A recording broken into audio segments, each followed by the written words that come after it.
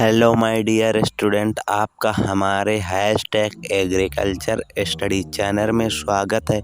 इस वीडियो में हम आपको बताएंगे BSc agriculture fourth semester subject poultry production and management अथवा कुक्कुट उत्पादन और प्रबंधन के महत्वपूर्ण प्रश्न। यदि आप हमारे चैनल पर नए हों तो हमारे चैनल को सब्सक्राइब करें। चलिए शुरू करते हैं बिना देरी किए हुए वीडियो को, जिसका फर्स्ट क्वेश्चन है। एक आदर्श मुर्गीशाला भूमि के धरातल से कितनी फीट ऊंची होना चाहिए? 2 फीट ऊंची होना चाहिए। 2 फीट ऊंचे। एक मुर्गीशाला अगर आप बना रहे हो तो आपका जो आदर्श मुर्गीशाला यानी अच्छी मुर्गीशाला जो होती है ना, तो भूमि के जो धरातल हो तो उससे लगभग 2 फीट ऊंची होना चाहिए। ठीक है दोस्तों।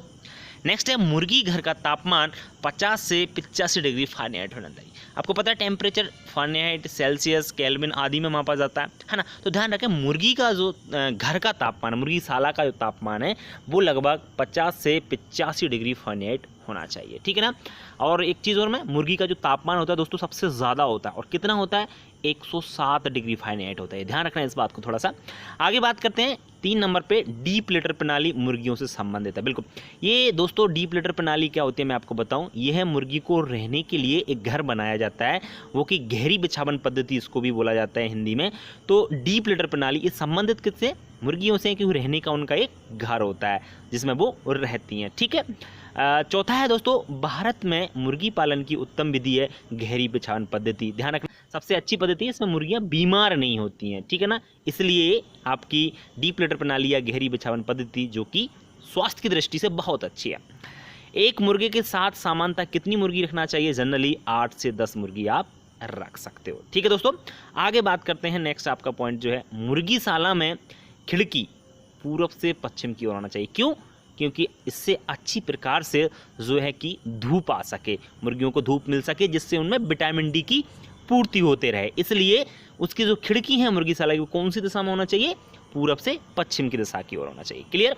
मुर्गी के मुंह में दांत नहीं होते। अच्छा, दांत नहीं होते फिर क्या होता है दोस्तों? मुर्गियों के मुंह में दांत नहीं होते, उसकी जगह उसमें क्या पाया जाता है? मुर्गी के जो है गिजार्ड पाया जाता है, जिसके द्वारा भोजन पिसता है। जो भी भोजन करती है मुर्गी, तो उसकी पिसाई कहाँ पर होती है? गिजार्ड में जाकर होती है। ध्यान रखना, गिजार्ड एक अंग होता है मुर्गी का, जो कि कठोर परत से बना होता है। मुर्गी जैसे ही भोजन को अंदर करती है और जैसे ही उसके नीचे जाता है, तो गिजार्ड जो होता है गले में रहता है और उसको नीचे रहता है, तो उसको वो क्या कर देता है? पीस देता है भोजन को। ठीक है। तो ध्यान रखना, मुर्गी के मुंह में दांत नहीं होते हैं। क्या होता है? गिजार्ड पाया जाता है, जो कि कठोर आपकी मांस की लेयर होती है। मुर्गीशाला में प्रति मुर्गी के लिए कम से कम 1 वर्ग फीट स्थान होना चाहिए। ध्यान रखना, मुर्गीशाला जो होती है उसमें एक मुर्गी के लिए कम से कम कितना स्थान? 1 वर्ग फीट स्थान तो कम से कम होना चाहिए। ठीक है। पिंजरा प्रणाली, एक तो गहरी बिछावन प्रणाली थी, दूसरी कौन सी प्रणाली है? पिंजरा प्रणाली, जो कि मुर्गियों के रहने की एक सिस्टम होता है।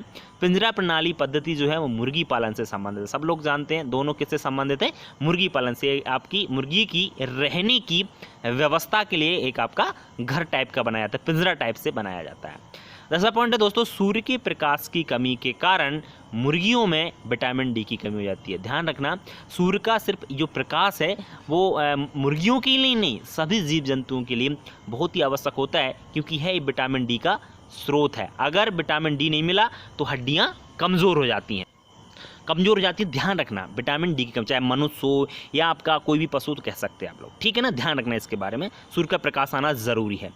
11 पॉइंट है दोस्तों, मुर्गियों में पसीने वाली ग्रंथियां नहीं पाई जाती। ध्यान रखना, जो मुर्गियां होती हैं उनमें पसीना नहीं आता, उनमें ग्रंथियां नहीं पाई जाती पसीने वाले। इंपॉर्टेंट पॉइंट है। आगे बात करते हैं।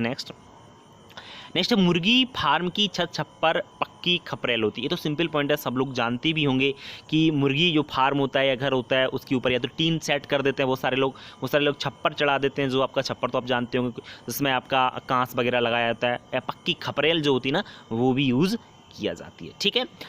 नेक्स्ट पॉइंट है दोस्तों, 100 भारी नस्ल की मुर्गियों के लिए 65 × 20 फीट का घर होना चाहिए। अगर वजनदार नस्ल हैं जिनका वजन ज़्यादा होता है, 4 से 5 किलो की मुर्गियां होती हैं, मुर्गे होते हैं, तो उनके लिए लगभग 65 × 20 फीट का क्या होना चाहिए? जो मुर्गीशाला है घर उनके लिए होना चाहिए। कितनी मुर्गियों के लिए? 100 मुर्गियों के लिए। ठीक है।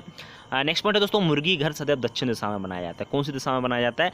दक्षिण दिशा में। उसमें उसका क्या होता है? गेट रखा जाता है। ऐसा माना जाता है कि वहाँ पर रखने से क्योंकि खिड़कियाँ जो होती हैं वो पूरब, आपने कहा पूरब पश्चिम में रखी जाती हैं। क्यों? क्योंकि उनकी धूप अच्छी से आ सके। ठीक है। नेक्स्ट है दोस्तों, गहरी बिछावन पद्धति से कीमती खाद प्राप्त होती है। बिल्कुल, क्योंकि जो गहरी बिछावन पद्धति होती है इसमें क्या होता है, मुर्गियों को रखा जाता है और इसमें जो बीट होती है मुर्गियों को वहीं पे रहती है और उस पर क्या होता है, बीट चलती रहती है और एक दिन क्या होता है, उसको खुदो करके या उसके ऊपर की मिट्टी को हटा करके, तो उसका प्रयोग अगर हम लोग खेत में करें, फील्ड में करें, तो वहाँ की भूमि उर्वर हो, क्योंकि वो खाद का काम करती है। कौन? जो मुर्गी की बीट होती है, उसमें नाइट्रोजन, फास्फोरस, पोटास अच्छी मात्रा में पाए जाते हैं। ओके।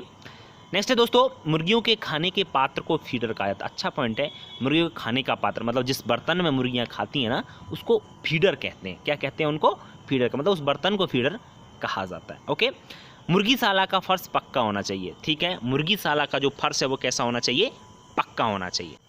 तो पक्का होना चाहिए फर्श, क्योंकि कच्चा होता है तो गहरी बिछावन जो प्रणाली है उसमें तो कच्चा ही होता है, क्योंकि वहाँ पर जो बीट होती है वो मिट्टी में ही मिलती रहती है।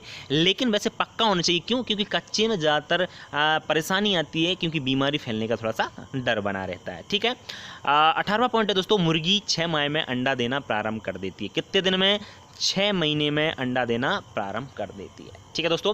19वां पॉइंट है, आंध्र प्रदेश राज्य को अंडे की टोकरी कहा जाता है, क्योंकि यहाँ पर अंडे का प्रोडक्शन बहुत अच्छा होता है, इसलिए आंध्र प्रदेश राज्य को अंडे की टोकरी कहा जाता है। बहुत सिंपल सा पॉइंट है। आगे बात करते हैं, असील मुर्गी एक लड़ाकू नस्ल है। सब जानते हैं आपकी जो असील एक नस्ल है मुर्गी की है कि बहुत ही लड़ाकू नस्ल होती है और इसका प्रयोग किया जाता है लड़ाने के लिए, आपस में मुर्गी लड़ते हैं। ठीक है दोस्तों, 20 पॉइंट किए हैं। 2 नंबर का आपका यह चैप्टर है और 2 नंबर का इससे पूछा जाना, वो भी 2 ही ओटी पूछ जाएंगे, इसलिए आप 20 जो पॉइंट्स हैं उनको अच्छी तरीके से आप याद कर लें। कहीं समझ में नहीं आता है तो हमारे मोबाइल नंबर पर कॉन्टैक्ट करके या व्हाट्सअप करके आप पूछ सकते हैं। अगर आपको ऑनलाइन पढ़ना है तो भी आप हमसे कॉन्टैक्ट कर सकते हो। ऑनलाइन भी क्लास चलेगी सुबह 9 बजे से, जिसका आपको पढ़ना हो तो हमसे संपर्क कर सकते हैं। ठीक है दोस्तों, आज के लिए इतना ही। कल वीडियो कैसा लगा कमेंट बॉक्स में लिखकर जरूर बताएं। वीडियो अच्छा लगता है तो लाइक करें और अपने दोस्तों को शेयर करना बिल्कुल ना भूलें। ठीक है दोस्तों, कल फिर मिलेंगे एक नई वीडियो के साथ। आज के लिए इतना ही। नमस्कार दोस्तों।